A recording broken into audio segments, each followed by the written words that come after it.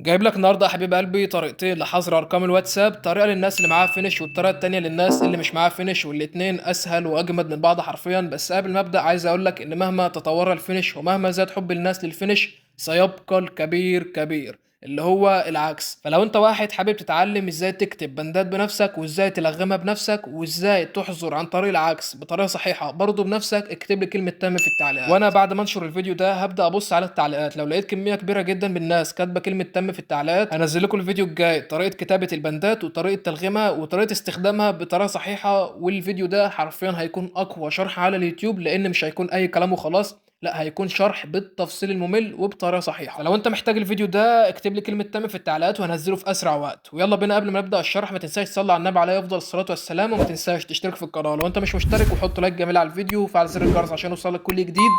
ويلا بينا، جاهزين يا عتاوله؟ يلا نبدأ الجولة. هنشرح أول طريقة اللي هي للناس اللي مش معاها فينش. فأول حاجة أنت هتحتاج نسخة واتساب ماسنجر أو واتساب أعمال. بعد كده تفتح النسخة زي ما أنت شايف وهتدوس على الثلاث نقط اللي فوق على الشمال، بعدين هتدوس على الإعدادات، بعد كده هتنزل تحت شوية وتدخل على المساعدة والملاحظات، بعدين هتدوس على أول واحدة اللي هي مركز المساعدة وتستنى شوية، بعدين هتدوس على تواصل معنا اللي هي تحت خالص باللون الأخضر، وبعدين بدء الدردشة، وتستنى إن هو يفتح الشات بينك وبين الدعم زي ما أنت شايف كده. بعدين هتبدأ تبعت البند اللي هتلاقيه عندي في قناة التليجرام. البند ده لسه متلغم بس انا مغبش عليه عشان الفيديو ما يطيرش. المهم هتنزل تحت خالص، بعدين تبدأ تكتب رقم الشخص اللي انت هتطيره ولكن بدون فواصل، بعدين تبعت الرسالة اللي هي فيها البند ورقم الشخص اللي هتطيره، وتستنى الدعم يرد عليك الرد اللي هو رده ده. اللي هتعمله دلوقتي بقى ان انت هتبلغ على الرد اللي هو رده عليك، تمام؟ هتعمل عليه بدل الابلاغ 10 ابلاغات، لان الطريقه ديت للناس اللي مش معاها فينش، لكن انت لو واحد معاك فينش تقدر تعمل ابلاغ واحد بس والرقم هيترمى معاك بكل سهوله. المهم ممكن الدعم يرد عليك رد تاني، الرد ده بيكون عن طريق الذكاء الاصطناعي، مالكش دعوه بيه نهائي. اللي يهمك بس ان انت هتبعت البند، بعد كده هتبلغ على اول رد هو هيرد عليك 10 ابلاغات، تمام؟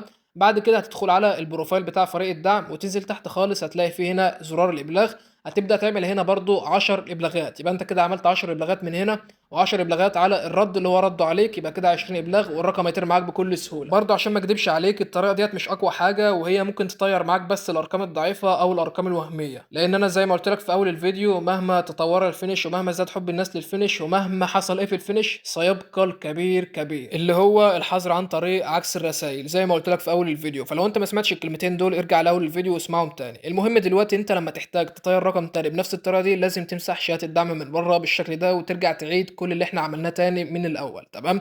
فكل مره هتحتاج تطير رقم جديد، بعد ما تطيره او بعد ما تعمل الطريقه دي هترجع تمسح شات الدعم من بره وتطير رقم جديد.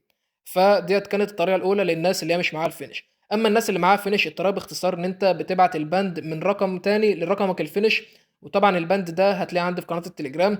هتبعت البند دوت بالشكل ده بعد ما تحط الرقم اللي انت هتطيره في اخر البند هتبعته، بعدين تستلم البند ده من رقمك الفينش. بعد كده تبدأ ان انت تحدد البند وتبلغ عليه ابلاغ واحد او من ابلاغ لخمس ابلاغات لحد ما الرقم يطير، تمام؟ وكده يكون انت خلاص طيرت الرقم. ليه؟ لان رقمك فينش اصلا، فانت مش محتاج طريقة ولا محتاج مجهود ولا محتاج اي حاجة من اللي احنا قلناها ديت في اول الفيديو، تمام؟